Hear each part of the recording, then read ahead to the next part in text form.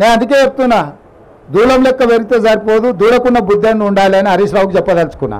అంటే ఒకటి ఇక్కడ మీరు అర్థం చేసుకోవాల్సింది, మనం చూసి ఒక అంచనాకు వచ్చినాం, కానీ నిపుణుల నివేదిక లేకుండా మనము నిర్ణయాలు తీసుకోలేము. అందుకే స్పష్టంగా రాష్ట్ర ప్రభుత్వము నేషనల్ డ్యామ్ సేఫ్టీ అథారిటీకి మేము లెటర్ రాసినాం. అన్ని డ్యామ్లను మీరు పరిశీలించి నివేదిక ఇవ్వండి.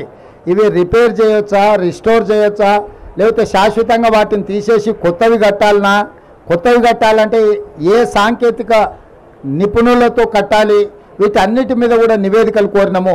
నిన్న మనం మీరు అసెంబ్లీలో టీఆర్ఎస్ వాళ్ళ మాటలు చూశారు, మేడిగడ్డలు నీళ్లు నింపరు అన్నారంకి ఎత్తిపోయారని. అసలు హరీష్ రావు దూలం లెక్క పెరిగింది కానీ దూడకున్న బుద్ధి కూడా లేదు.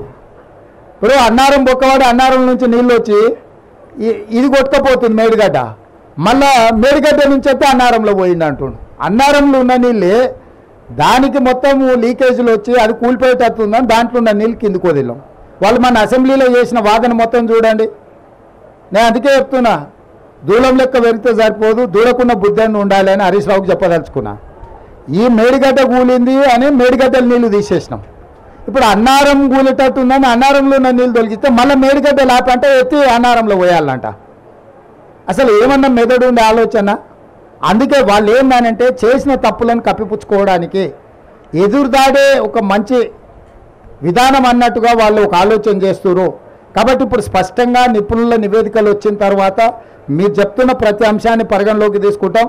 ఏదేమైనా మహారాష్ట్ర ప్రభుత్వాన్ని ఒప్పించి తుమ్మిడిహెట్టి దగ్గర పాత ఒరిజినల్గా ఏదైతే డిజైన్ చేసినామో ఆ రోజు అక్కడ అది నిర్మించడం ద్వారా గ్రావిటీ ద్వారా ఎన్ని ఎకరాలకు నీళ్ళు వేయగలుగుతాం, వాటిని కూడా మా సాగునీటి నిపుణులు ఈరోజు అంచనాలు వేస్తున్నారు. తప్పకుండా వాటి అన్నిటిని దృష్టిలో పెట్టుకొని చేస్తాము. గోదావరి జలాలను పూర్తి స్థాయిలో ఉత్తర తెలంగాణకే కాదు, అవసరమైతే దక్షిణ తెలంగాణ ప్రాంతానికి కూడా నీళ్లను వినియోగించుకోవడానికి కార్యాచరణ చేపడతాము. మేము హడావిడి చేయము, అపరం మేధావులం అని మేము చెప్పుకోము. 80,000 పుస్తకాలు చదివినామని అసలే చెప్పం. ఎందుకంటే ఎవరు చేయాల్సిన పని వాళ్ళే చేయాలి. మీకు తెలుసు కదా, దోపిక కదా నాకు గరక నాకు ఘాట్క అని. గాడిద చేయాల్సిన పని గాడిద చేయాలి, కుక్క చేయాల్సిన పని కుక్క చేయాలి. కుక్క పని గాడిద చేసింది అనుకోండి నడ్డి ఉడుగుతుంది. పరిపాలన చేయాల్సింది మనం. నిపుణులు ఇచ్చిన నివేదికల ప్రకారం మనం పరిపాలన చేయాలి. మనమే నిపుణులు అనుకొని అపరమేధాలం అనుకొని చేస్తే మేడిగడ్డలాగా అవుతుంది కథ. కాబట్టి కొంత ఆలస్యమైన దాన్ని పక్కడబందీగా చేయాలనేది మా ఆలోచన. తప్పకుండా ఆ ప్రాంతం నుంచి వచ్చిన మంత్రివర్యులు శ్రీధర్ బాబు గారు ఉన్నారు, పూర్తిగా దాని మీద నిరంతరం పర్యవేక్షిస్తున్నాం. దాన్ని తప్పకుండా మంచి జరిగేటట్లనే నిర్ణయం ఉంటుంది.